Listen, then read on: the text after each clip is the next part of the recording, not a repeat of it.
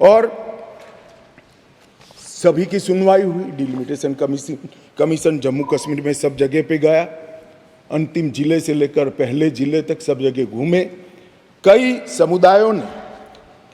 समुदायों के प्रतिनिधियों ने इनको आवेदन पत्र दिए थे, पाक ऑक्यूपाई कश्मीर से आए हुए लोगों ने भी दिए थे, और कश्मीर घाटी से भागकर जम्मू में शरण लेने वाले लोगों ने, और कश्मीर घाटी से भागकर देश भर में फैले हुए कश्मीरियों ने भी आवेदन दिए थे कि हमारा प्रतिनिधित्व का कोई डिलिमिटेशन कमीशन संज्ञान ले। और मुझे आनंद है मान्यवर कि डिलिमिटेशन कमीशन ने इसका संज्ञान लिया। भारत के इलेक्शन कमिश्नर ने विधानसभा में 2 सीटें कश्मीरी विस्थापितों के लिए नामांकन की जा सके और 1 सीट अनधिकृत ऑक्यूपेशन जो हमारे कश्मीर का हिस्सा पाकिस्तान कर बैठा है, वहाँ से विस्थापित लोगों में से एक व्यक्ति को नॉमिनेट करना पड़े। ये इसका हाल। अब इसमें क्या है, पहले भी मिलता था ना, पहले नहीं मिलता था। पहले सिर्फ जरूरत लगे तो, प्रतिनिधित्व न हो तो महिलाओं को 2 सीट दी जाती थी। हमने 3 सीटें और अपॉइंट करने की डिलिमिटेशन कमीशन की जो सिफारिश है उसको बिल में परिवर्तन कर कानूनी जामा पहनाकर आज मैं इस महान सदन के सामने उपस्थित हुआ हूं।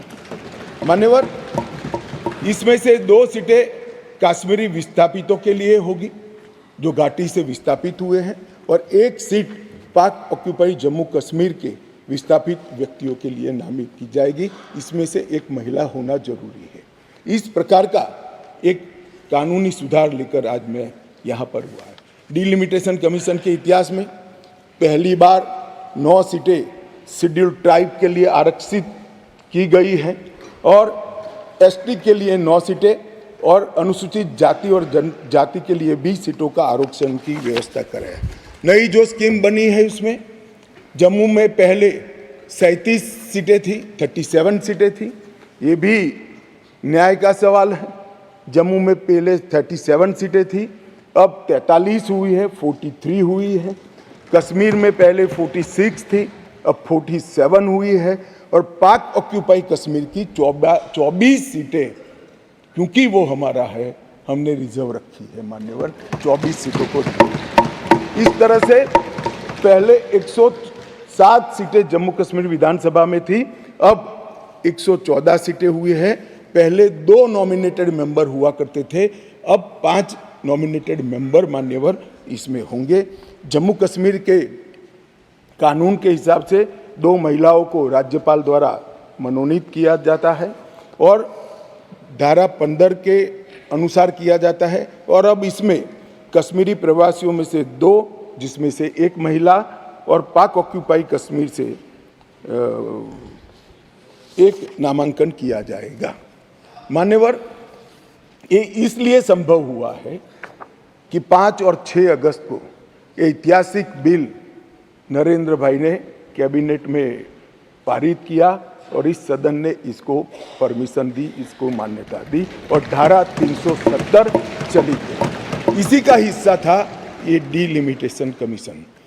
मान्यवर, सुरक्षा का परिदृश्य मैं इस पर बाद में बात करूंगा। ढेर सारे सदस्यों ने इसकी चिंता भी व्यक्त की है, मैं भी चिंतित हूं, परंतु क्या हुआ है वो बताना ये मेरा फर्ज है, क्योंकि एक और से रिकॉर्ड पर चीज़ें आ गई है तो मुझे जवाब तो जरूर उसका देना पड़ेगा। और आज जो धारा 370 हटने के बाद क्या विकास हुआ, आतंकवाद तो अब भी चल रहा है, कश्मीरियत का कितना नुकसान हुआ, ये सारी चीज़ों के जवाब मैं बहुत डिटेल मान्यवर दूंगा।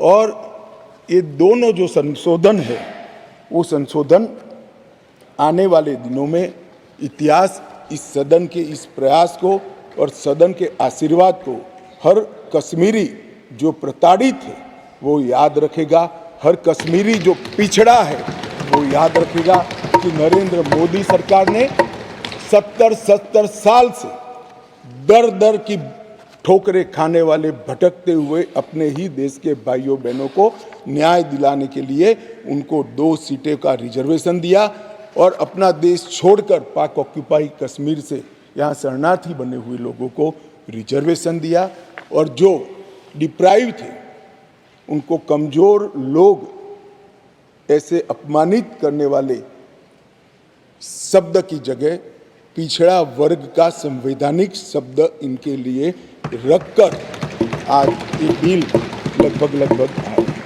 इन्होंने क्या कहा, कई सदस्यों ने पूछा कि क्या हुआ है इनके लिए, विस्थापितों के लिए क्या हुआ है, रिजर्वेशन देने से क्या होगा। रिजर्वेशन देने से उनकी आवाज कश्मीर की विधानसभा में गूंजेगी और फिर कोई ऐसी स्थिति करना जाएगा तो नहीं रोकेंगे उसको, क्योंकि उनकी आवाज वहां। मान्यवर, इसके अलावे 5,675 कश्मीरी विस्थापित परिवार आज रोजगार पैकेज का फायदा उठा रहे हैं।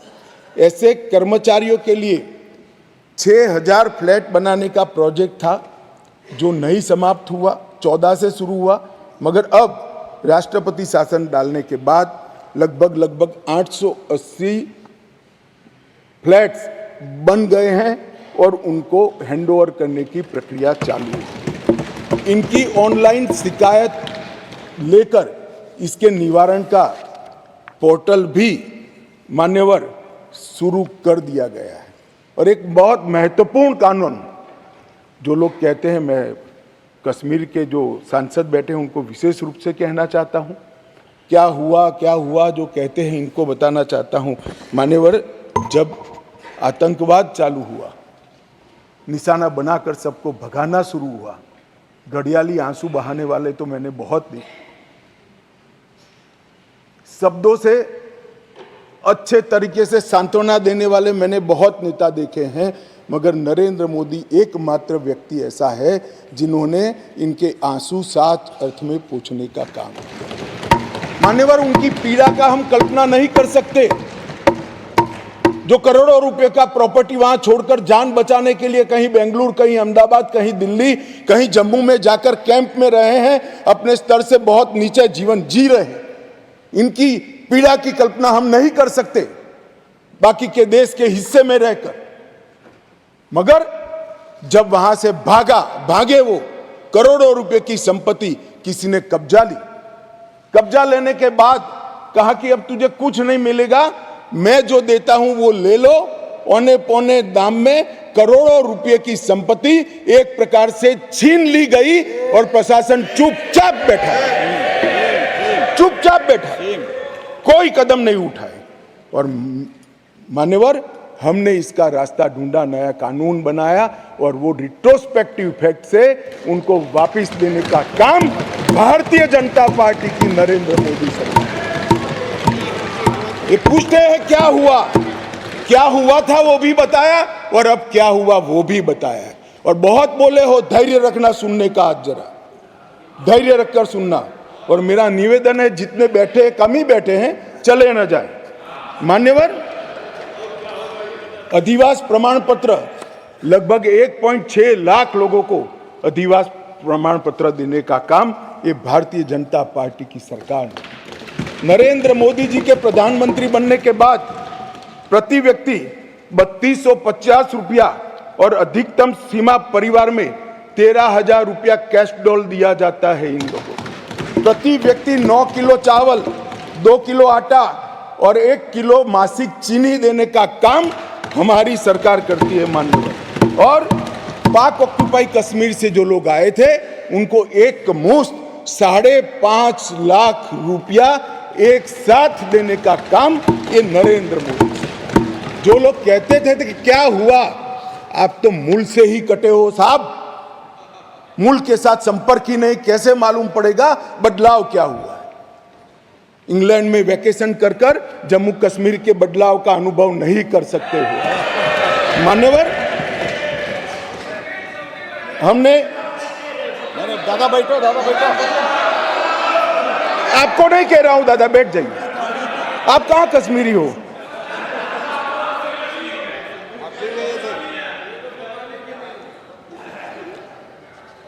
मान्यवर, एक बैकवर्ड क्लास कमीशन बनाया गया। बहुत सहभागिता का अप्रोच बैकवर्ड क्लास कमीशन ने लिया।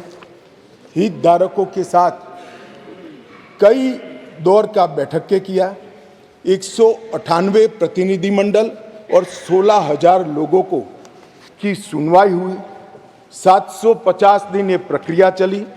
सभी 20 डिस्ट्रिक्ट में जाकर ये सुनवाई की गई और लगभग 26,000 से ज़्यादा पोस्ट में मिली हुई लिखित अर्जियों को भी संज्ञान में ले लिया गया। और जम्मू कश्मीर आरक्षण अधिनियम, इसके अंदर सुधार करने का अभी जो आया है उसमें से एक मूल तत्व, बाकी के 2 बिल तो ST department, schedule tribe department और पिछड़ा वर्ग डिपार्टमेंट लेकर आएंगे, मगर अभी एक तत्वतः फेरफार किया है, बदलाव किया है। जो मसूदी साहब कहते थे कि पहले भी था, हाँ था, पहले था, परंतु कमजोर वर्गों के लिए था। इसकी जगह संवैधानिक नाम अन्य पिछड़ा वर्ग देकर उनका सम्मान करने का काम नरेंद्र मोदी जी।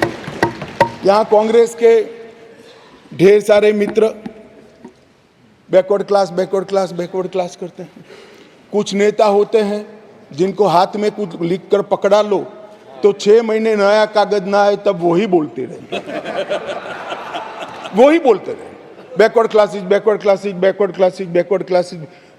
भाई पहले आपका इतिहास तो देखो। मान्यवर, मैं ऐतिहासिक सत्य के साथ इस सदन के अंदर स्टेटमेंट करने में झिझक नहीं रहा हूं कि बैकवर्ड क्लास का सबसे बड़ा विरोध और बैकवर्ड क्लास को रोकने का काम कोई एक पार्टी ने किया है तो कांग्रेस पार्टी ने किया है। मान्यवर, आज मैं पूछना चाहता हूं सदन के, पवित्र सदन के अंदर खड़े रहकर, पिछड़ा वर्ग आयोग को 70 साल से संवैधानिक मान्यता नहीं दी जाती थी। क्यों नहीं दी जाती थी? क्यों उनको यह सम्मान नहीं मिलता था, जबकि संविधान का मैंडेट था, मगर नहीं दिया गया। नरेंद्र मोदी जी ने इसको संवैधानिक मान्यता देने का। मैं आज पूछना चाहता हूं इस सदन के अंदर जो आम सभाओं में बैकवर्ड क्लास कर घूमते हैं, मैं फिर से कहता हूं, उनको मालूम नहीं है इनकी पार्टी ने क्या किया है। किसने काका साहेब कालेकर कमीशन का रिपोर्ट रोक कर रखा, वो जवाब होना चाहिए। देश की जनता को मालूम पड़ना चाहिए। मंडल कमीशन के रिपोर्ट तक जब तक वो सत्ता के बाहर नहीं गए तब तक लागू नहीं हुआ, और बाद में लागू हुआ भी तो विपक्ष के नेता ए नाते स्वर्गीय राजीव गांधी ने इसका विरोध किया। मान्यवर, विरोध। और आज वो बैकवर्ड क्लास की बात कर रहे हैं। मान्यवर, वो लोग बैकवर्ड क्लास की बात कर रहे हैं। कभी भी सेंट्रल एडमिशन स्कीम के अंदर बैकवर्ड क्लास को रिजर्वेशन देने का काम कांग्रेस पार्टी ने कभी भी नहीं किया। केवल और केवल नरेंद्र मोदी जी के नेतृत्व में भारतीय जनता पार्टी ने किया। सैनिक स्कूलों में भी दिया जाता है, नीट के अंदर भी दिया जाता है, और सेंट्रल स्कूल्स के अंदर भी पिछड़ा वर्ग के बच्चों को सम्मान के साथ पढ़ने की व्यवस्था ये भारतीय जनता पार्टी की सरकार ने। मान्यवर, अब आप इनको बिठा दीजिए।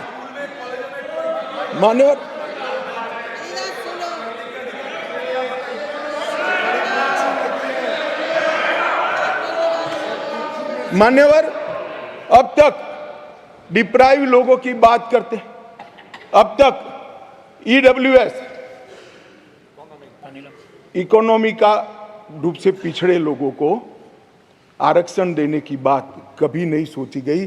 पहली बार नरेंद्र मोदी जी ने अनारक्षित जातियों के गरीब बच्चों को 10% रिजर्वेशन देने का काम। और मान्यवर, आज ये नामकरण में भिन्नता से क्या होता है इनको मालूम नहीं है। मानो मेरी माँ का नाम कुसुम है, मैं उसको कुसुम बोलता हूँ और माँ कहता हूँ। दोनों को बीच में कितना अंतर है वो माँ को ही मालूम पड़ता है और किसी को मालूम नहीं। नाम तो वही है, व्यक्ति वही है, मगर किस भाव से बुलाया जाता है, जब बच्चा माँ कहकर बुलाता है तो जो प्यार और स्नेह और वात्सल्य आता है वो माँ से ही आता है, नाम से नहीं आता है। मान्यवर ये नहीं समझ पाएंगे, ये भाषा का सुधार नहीं है, ये कंसेप्ट का सुझाव है, नजरिए का सुझाव है और देखने के दृष्टिकोण का सुझाव है जो नरेंद्र मोदी सरकार करेगी।